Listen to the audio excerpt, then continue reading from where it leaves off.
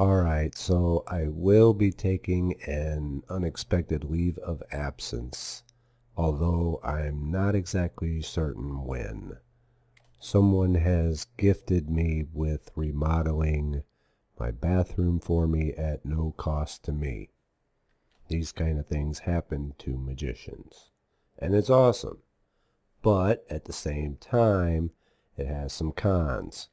It will be noisy, and therefore I won't be able to record while it's going on. The new tub is scheduled to arrive tomorrow, but when the contractor actually begins the work is anybody's guess. He has to finish another job first, and then I'm next on the list. It may be next week, it may be two. I have no idea. And I just wanted to give a heads up in case it starts even sooner than I expect. Laws of Magic subscribers need not worry. This will not affect my ability to upload the subscription updates. The next of which is planned for tomorrow. I've also been getting a lot of questions lately. And even though I just put out a mailbag video, I've been getting a lot more, to where I'm thinking I may have to put out a monthly mailbag video just to keep caught up with them all. But today I wanted to talk a little bit about anointing oil. So let's do this thing.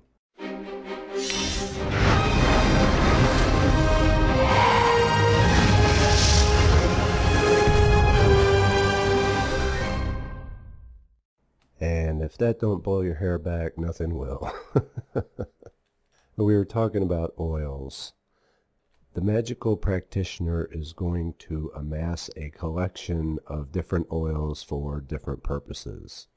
And we've already talked about one of those purposes, which is anointing your candles.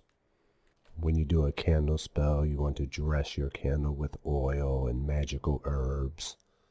But there's so much more that you can do with oil, and herbs for that matter, but we'll stick with the oil for now. One of my favorite and most influential things that I like to do with oil is anoint myself. And a lot of times when people anoint the body with oil, they'll anoint the head, the wrists, the back of the neck, etc. Almost wear it like a perfume. But in my opinion, the most effective place that you can anoint yourself with oil is the feet.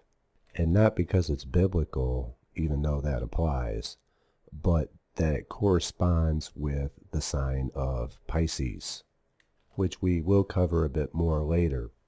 What you need to know right now is that Pisces is the sign that is between the worlds, between the conscious mind and the subconscious mind. If you ever met anyone with a really strong Pisces, like an ascendant, the sun, or a moon in the sign of Pisces, you may notice that they're kind of off in space a lot. They have a daydreaming quality about them.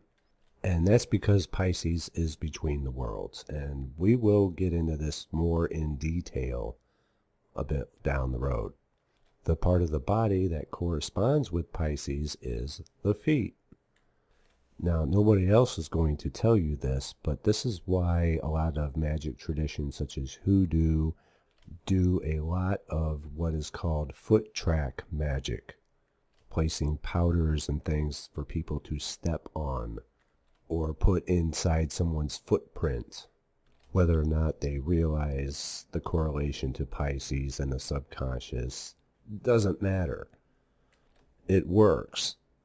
When you anoint your feet with oil, you are making a symbolic gesture to your subconscious that you're putting those properties into your subconscious. And that's really all there is to that. Can you do this in conjunction with another spell? Sure. My go-to oil is Van oil or another road opener oil. I typically don't leave the house without anointing my feet with one of those oils. You would not believe the time it will save you in traffic, in lines, in waiting rooms, Now, does it always work? No. There's been a handful of times where I could say it didn't work. But the majority of the time it works. But again, I typically don't seem to notice it working until after I've forgotten about it. Just like any other spell. But then it's like, oh yeah, I got my oil on. Van van for the win. And it's not really something I think about. It's just something I've picked up on over time. One of those magician tricks, so to speak. And the only reason I'm bringing it up now is because I'm running a bit low on certain oils and gonna have to place an order soon. And thought it would be a good lesson, a good video for you guys. So try it out. Just make sure that you're only using oils corresponding to things that you want to bring to you. Don't anoint yourself with any harmful oils such as destruction oil or the like. I would think that would be obvious, but you never know. Now there are any number of places that you can start your collection of oils. I typically get mine either from Lucky Mojo or from our good friend Uncle Birch at the Sacred Grove, 'cause the man makes a mean brew. Now Lucky Mojo has a huge catalog of various oils to choose from, and Birch has a pretty good selection also. And if he doesn't have it, he can make it, for whatever your intended purpose is.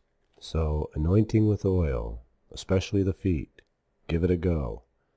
And if I'm not back before the holiday, Merry Christmas to those who celebrate it.